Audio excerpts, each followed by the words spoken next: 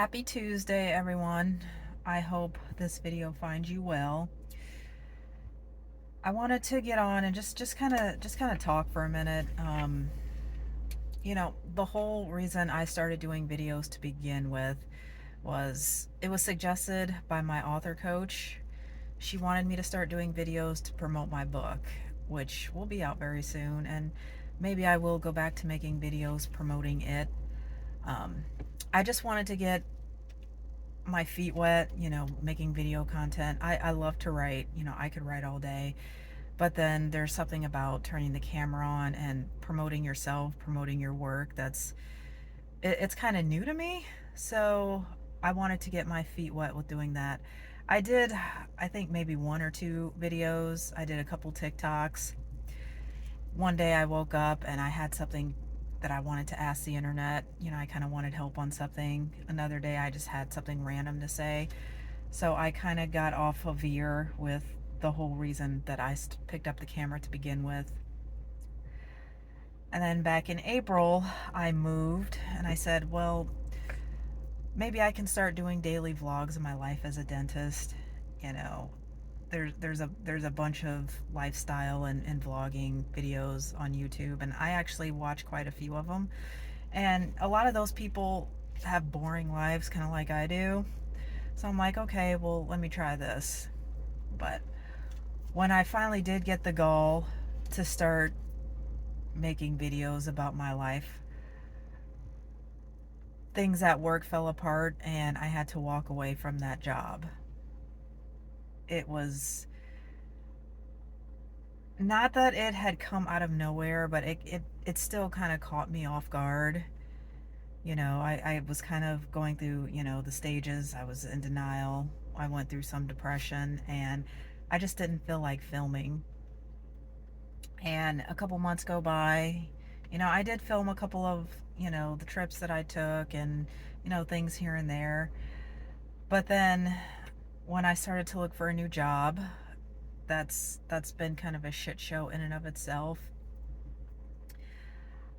I went to a place. I was driving back and forth to Toledo. I think I mentioned this in another video.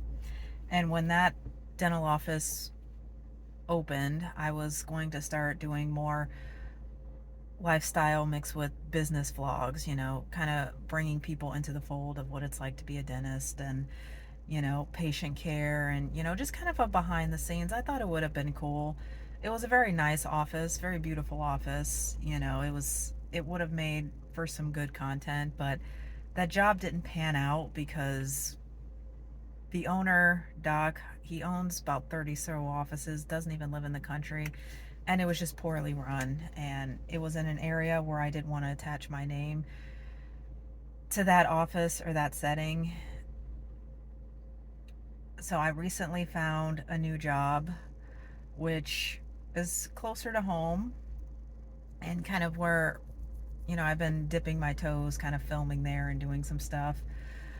But, and here's another but, it's one of those offices where there's red flag after red flag after red flag after red flag being thrown out. And last Thursday, I apparently I said something to one of my assistants that was supposed to be kept a secret, and I got verbally berated on the phone. And I can tell you that I have not been spoken to like that probably since I was a child. I was spoken to like I was a child.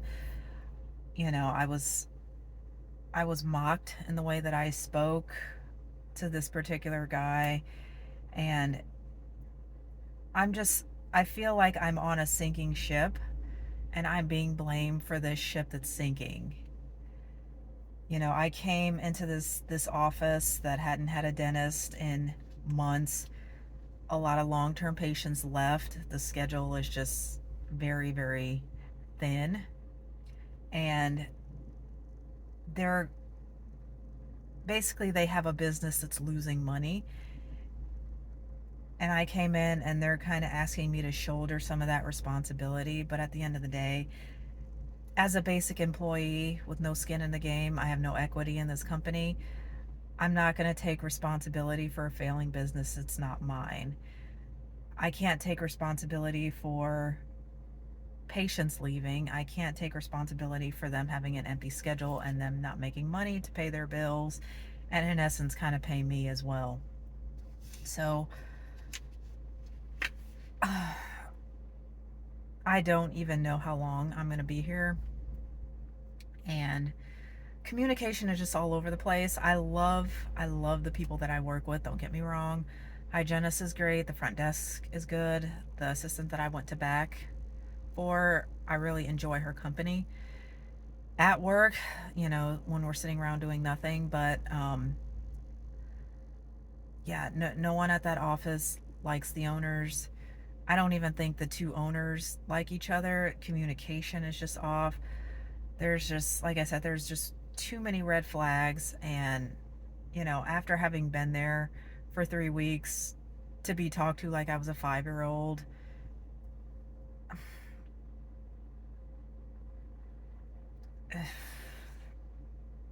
I can't express the disappointment that I feel. I just, professionals should not be speaking to each other like that. If I did something wrong, just sit me down as an adult and say, hey,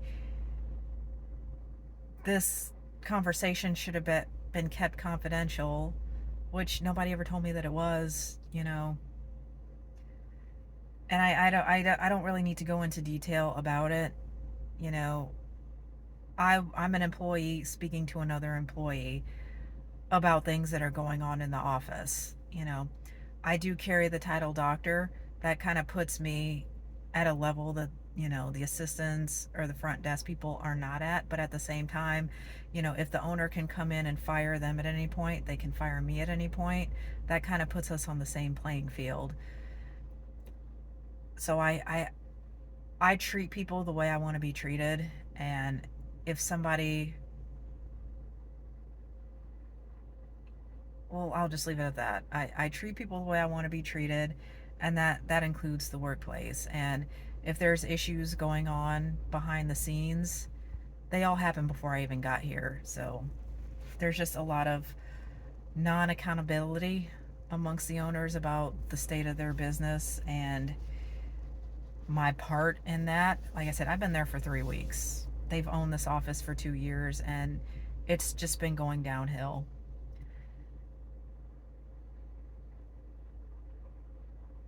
It makes me feel some type of way at this point in my career that I haven't been able to find my long-term home, work-wise. And I know it's kind of common, in the workforce now. I know about how people are, jumping from job to job. There's no real loyalty amongst any companies anymore. And that there may be some truth to that, but you feel well, I feel a certain way being at a certain age, having graduated X amount of years ago, 10 years ago, and like I said, not having found my place. When I opened up my own office, I thought that was it. I thought I was going to be working there until I retired, you know, pass it on to any kids that I may have, or just sell it for a large sum of money. That was the plan. It was actually my plan to have multiple offices, but the timing was not right, and I made an executive decision to walk away from my sinking ship. And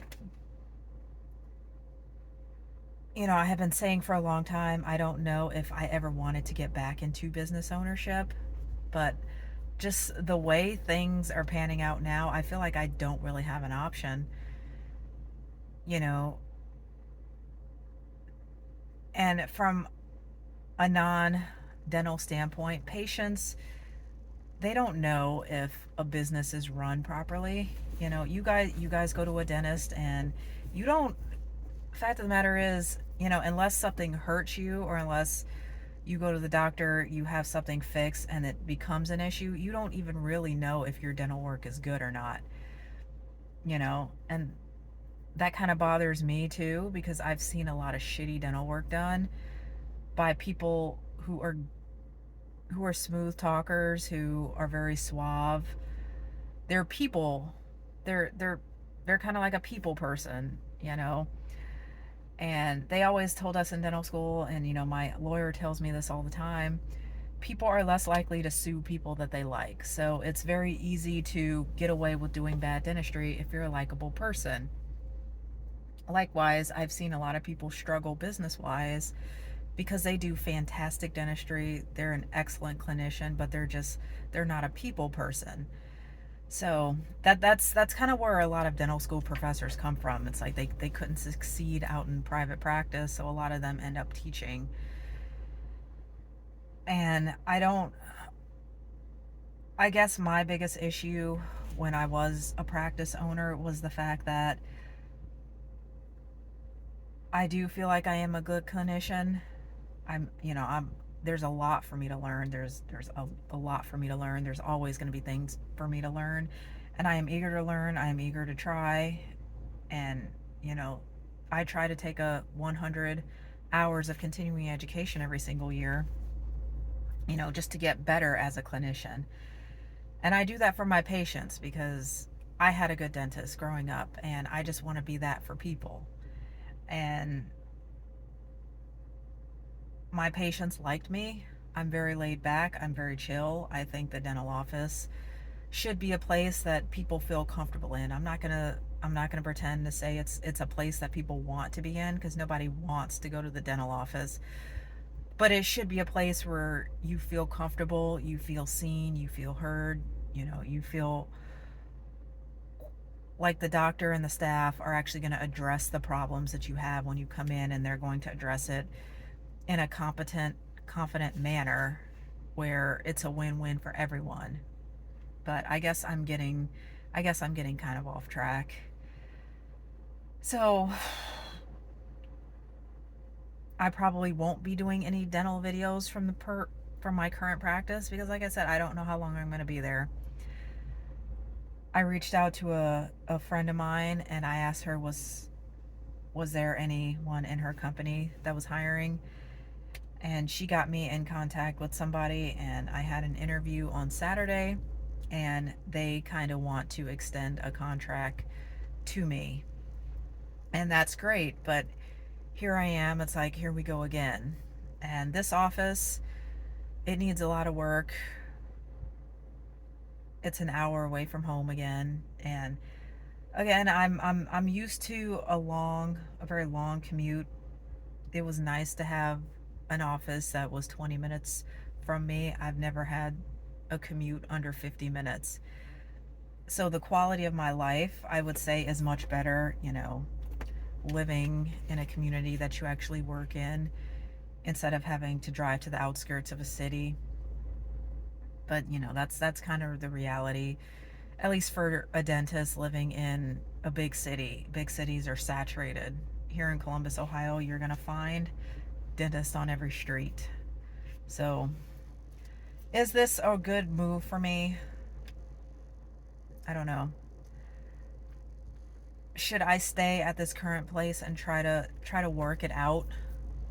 I don't know that either. That's kind of where I am.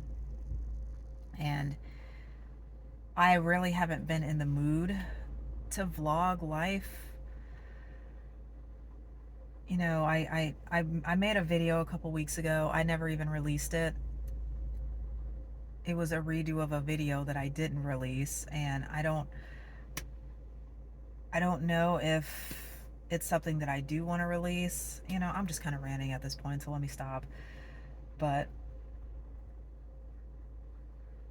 I guess if you made it this long through my rant, just know that if you are a typical millennial feeling behind in life, like you're not where you're supposed to be, personally, professionally, you're not alone. You're not alone at all. I don't know many people who have their shit together. They will claim to have their shit together. It shows on social media that they have their shit together. But I know a lot of people who are having financial issues, are having marital issues, are having issues with their kids, having health issues. Just because we smile on Instagram, just because we're smiling on Facebook, showing or that, it's a facade. There are people who are making it, who are thriving, but their life isn't perfect.